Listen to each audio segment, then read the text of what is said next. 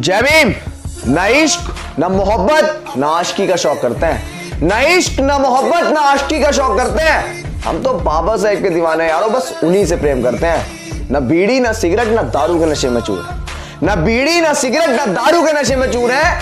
हम तो बाबा साहेब के दीवाने यारों, बस जय भीम के नशे में चूर है। इंसान कहूं, भगवान कहूं या फरिश्ता कहूं उसे, कि इंसान कहूं, भगवान कहूं या फरिश्ता कहूं उसे, जिसने पशुओं से बदतर लोगों को इंसान बना दिया साथियों, इंसान बना दिया साथियों। कौन कहता है कि किसी से मोहब्बत नहीं हमें, कि कौन कहता है कि किसी से मोहब्बत नहीं हमें। फर्क इतना है कि आपको किसी और से और हमें बाबा साहेब के मिशन से हो गए, कि गली कूचों पर खड़े होकर तो अपना दिन हम भी गुजार सकते हैं। अरे गली कूचों पर खड़े होकर तो अपना दिन हम भी गुजार सकते हैं, लेकिन बाबा साहेब के मिशन से 2 मिनट भी हटना गले में हांडी और कमर पे झाड़ू याद दिला देता है।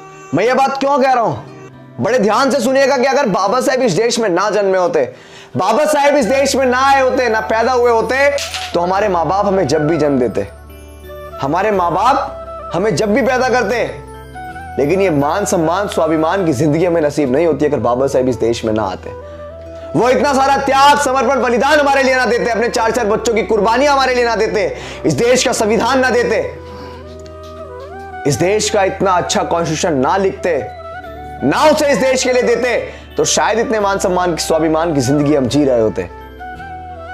अगर बाबा साहेब ना आते इस देश में तो हम कभी शिक्षा ग्रहण नहीं कर पाते। जिस तालाब में पशु पानी पीते हैं उस तालाब में भी हमें पानी पीने का अधिकार नहीं था, सुबह शाम घर से बाहर निकलने का अधिकार नहीं था, महिलाओं को स्तन तक ढकने का अधिकार नहीं था, हमें अपनी मर्जी से अपना राजा चुनने तक का अधिकार नहीं था। राजा का बेटा ही राजा बन सकता था, इस देश में राजतंत्र स्थापित था। हमारे लोगों की बात कौन करता? हमें शूद्र बताया गया, हमें नीच बताया गया, हमें हमारे अधिकारों से वंचित रखा गया, हमें सबसे नीचा बताया गया, इस देश के मूल निवासियों को सबसे नीचा बताया गया। मैं ये नहीं कह रहा हूं, कुछ लोग कह रहे होंगे कि अब ये बात क्यों बताई जा रही है, तो मैं ये नहीं कह रहा हूं कि ऐसा दोबारा हो जाएगा, लेकिन इस बात की क्या गारंटी कि दोबारा नहीं होगा? इस बात की क्या है कोई गारंटी कि हमारे साथ दोबारा वो नहीं हो सकता? क्यों? मैं ये बात इसलिए बता रहा हूं क्योंकि जो कौम अपना इतिहास नहीं जानती है वो कौम कभी अपना इतिहास लिख भी नहीं सकती है। इसलिए अपना इतिहास पता होना बहुत जरूरी है। पहले कैसे हमें चोट लगी वो पता होना हमें बहुत जरूरी है, आगे तभी तो उससे सतर्क रहेंगे। सतर्क रहना बहुत जरूरी है। मैं ये नहीं कह रहा हूं, खुले तौर पे कह रहा हूं कि मैं ये नहीं कह रहा हूं, जरूरी नहीं है कि वो चीजें दोबारा वापस आ जाए, लेकिन इस बात की क्या गारंटी है कि दोबारा वापस नहीं आएंगी? आज जगह जगह बाबा साहेब की मूर्तियां तोड़ी जाती, क्यों तोड़ी जाती है भाई? समानता की बात करी ना उन्होंने, तो क्यों तोड़ी जाती है? क्योंकि आज भी लोगों की मानसिकता वही बनी हुई है कि जो समाज, जो निचला तबका जिसको हमने निचला बताया, वो आज हमारे सामने से बुलेट लेके गुजरता है, वो आज हमारे सामने से ऊंची ऊंची पगड़ी पहनकर गुजरता है, वो अच्छी अच्छी गाड़ियों में घूम रहा है, बहुत अच्छे अच्छे स्कूलों में पढ़ रहा है, बहुत अच्छे अच्छे पैसा कमा रहे हैं, बहुत अच्छे अच्छे कपड़े पहन रहे हैं, तो नहीं पेट में दर्द हो रहा है उनके, उन लोगों के पेट में दर्द हो रहा है।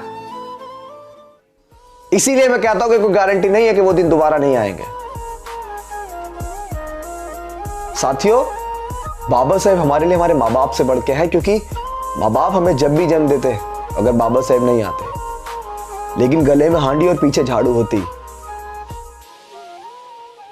वर्ण भेद की जो चीजें थी जुबान से कहने पे जीभ काट दी जाती थी, अगर सुन लेते थे तो कानों में शीशा पिघलाकर डाल दिया जाता था। वो पीड़ा आप महसूस कीजिए, हमारे महापुरुषों ने वो पीड़ा सही, जिनके हम वंशज हैं, उन लोगों ने ये पीड़ा सही, और बाबा साहेब ने उसी को अपने त्याग समर्पण बलिदान, अपने 4-4 बच्चों की कुर्बानियां देकर, अपना सुख चैन उसको त्याग कर हमें ये सारी चीजें जो आज हम जिनका सुख भोग रहे हैं ना, वो सारी चीजें आज हमें मिल पाई, इसी वजह से मिल पाई। मैं आपसे बार बार कहता हूं कि बाबा साहेब को पढ़िए, बाबा साहेब का मिशन क्या उसको पढ़िए, बाबा साहेब का मूवमेंट क्या उसको पढ़िए। पढ़ना बहुत जरूरी है। जब तक आप अपना इतिहास नहीं जानेंगे, जब तक आप कुछ नहीं कर सकते हैं। कैसे पता लगेगा आपको कि हमारे महापुरुष किन किन पीड़ाओं के साथ जिए? कैसे पता लगेगा आपको? जब आप अपना इतिहास पढ़ेंगे। अपने बड़ों से सीखिए कि कैसे कैसे होता था पहले, कैसी कैसी चीजों का सामना करना पड़ता हमें। नौजवान साथियों से कहना चाहूंगा कि जो चीजें आज आपको बहुत अच्छी लग रही है कल को बहुत दुखदायक होंगी। मैं इस बात को बार बार बोलता हूं, वो इसलिए बोलता हूं कि बहुत बड़े लेवल पे युवा जाग रहा है, लेकिन बहुत बड़े लेवल पे आज भी युवा सो रहा है। बहुत बड़े लेवल पे आज भी युवा भटका हुआ है, आज भी युवा मानसिक गुलाम है। आज भी युवा उन लोगों के झंडे डंडे उठा रहा है जिन लोगों ने हमेशा हमारे साथ शोषण अत्याचार किया। मैं किसी जाति के खिलाफ नहीं हूं, मैं किसी धर्म के खिलाफ नहीं हूं, लेकिन मैं उन लोगों के खिलाफ हूं जो लोग आज भी जाति उत्पीड़न करते हैं, जो लोग आज भी जाति के नाम पर बहन बेटियों के साथ बलात्कार करते हैं। मैं खिलाफ हूं उनके और खुले तौर पे कहता हूं। तो जो लोग इस व्यवस्था को बदलना चाहते हैं वो साथ आए। जो लोग बाबा साहेब के संघर्ष को वाकई समझते हैं वो लोग साथ आए, इस मूवमेंट का हिस्सा बने, बाबा साहेब के मूवमेंट का हिस्सा बने। अपने गांव, अपने शहरों से, अपने गली मोहल्ले, घर घर में बाबा साहेब को पहुंचाएं, उनके संघर्ष को पहुंचाएं, उनके बलिदान त्याग को पहुंचाएं हमारे महापुरुषों को। कैसे ये सारे अधिकार मिले हमें? ये सारी चीजें आपको घर घर तक पहुंचानी पड़ेंगी। जो त्याग बाबा साहेब ने दिया, हम ये नहीं कह रहे कि वो त्याग आप दीजिए, लेकिन जिन्होंने कुर्बानियां दी उनकी कुर्बानियां घर घर तक हमें पहुंचानी पड़ेंगी। किसके लिए दी वो कुर्बानियां? हमारे लिए, ताकि हम अपना ऐशो आराम से जीवन व्यतीत कर सके, इसलिए दी। लेकिन आज विरोधी हमारे ऊपर वार से वार किए जा रहा है, लेकिन हम लोग नहीं बोल रहे, चुपचाप हैं। हम लोग कार बने बैठे हैं। वो लोग शोषण कर रहे हैं और हम लोग शोषण सह रहे हैं। गलती उनकी नहीं है, उन्हें आदत है, वो शोषण करते हैं सदियों से, लेकिन हम लोग मुंह तोड़ जवाब नहीं देते हैं। कब तक रहेंगे शोषण? कब तक सहेंगे? कब तक? इंडियन कॉन्स्टिट्यूशन हमें समानता का अधिकार देता है, इंडियन कॉन्स्टिट्यूशन हमें अभिव्यक्ति की आजादी देता है। अगर हम कुछ कहते हैं कोई, तो क्या चल रहा है देश में मुझे बताने की जरूरत नहीं है खुले तौर पे। मैं बार बार कहूंगा कि मैं किसी जाति के खिलाफ नहीं हूं, मैं किसी धर्म के खिलाफ नहीं, लेकिन जो लोग जाति उत्पीड़न करते हैं मैं उन लोगों के खिलाफ हूं। और इसीलिए अपने समाज के लोगों से कहता हूं,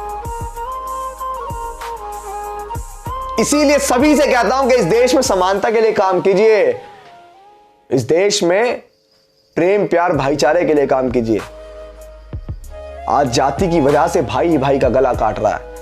सोने की चिड़िया जो भारत था, आज वो टुकड़ियों में बट गया है। हर व्यक्ति अपने अपने वर्चस्व की लड़ाई लड़ रहा है। कमाल हो रहा है भाई। एकता, यूनिटी वो पावर है। आप अपने देश को अच्छा बनाइए। आप ये मत सोचिए कि सिर्फ मैं अच्छा बन जाऊं, मैं अच्छा बन जाऊं। देश को अच्छा बनाइए। देश कब अच्छा बनेगा? जब हम यूनिटी में रहेंगे, पावर के साथ रहेंगे। और जो दूसरे देश हैं उनको अपनी ताकत दिखाइए, अपना प्रेम प्यार भाईचारा दिखाइए। क्योंकि बाबा साहेब भी एक बात कह के गए, देखिए सुनिए, जो लोग हमारे ऊपर शोषण अत्याचार करते हैं ना, मैं बहुजन समाज से कहना चाहूंगा, बाबा साहेब क्या कह गए? बाबा साहेब क्या कह गए कि मैं समानता की बात करता हूं, लेकिन बाबा साहेब ये भी कह के गए कि जब आप लोग कास्टिज्म खत्म ना कर पाए तो अपनी कास्ट में इतना गर्व करना कि लोग जल के जाति खत्म कर दे, लेकिन जाति खत्म हो। जब तक इस देश से जातिवाद खत्म नहीं होगा, जब तक जातीय उत्पीड़न खत्म नहीं होगा। आज जाति के नाम पर लोगों को जेल भेज दिया जाता है। आज जाति के नाम पर बहन बेटियों के साथ बलात्कार किए जाते हैं। आज जाति के नाम पर ऊंचा बोल दे कोई तो उसको मार दिया जाता है, उसको पीट दिया जाता है, उसको लाठी डंडों से 5-5, 6-6 जन एक बंदे को मारते हैं। ऐसे हालात हैं यहाँ, सिर्फ जातीय उत्पीड़न है। इसीलिए तो बाबा साहेब के मूवमेंट को मत भूलिए। बाबा साहेब डॉक्टर भीमराव अंबेडकर, ये वो नाम है जिसने इस देश में आपको ऐसा मुकाम बना के दिया कि आप मान सम्मान स्वाभिमान की जिंदगी जी पा रहे हैं। वो बाबा साहेब की वजह से। वोट का अधिकार बाबा साहेब ने दिया, जो आप आज राजा चुन पा रहे हैं। वरना राजा का बेटा ही राजा बनता और पेले पेले जाता आपको। मैं सच्चाई बता रहा हूं, लोकतंत्र में आपको अभिव्यक्ति की आजादी है ना। तो बाबा साहेब के मूवमेंट को मत भूलिए। जय भीम, जय भारत, जय संविधान, जय बहुजन समाज।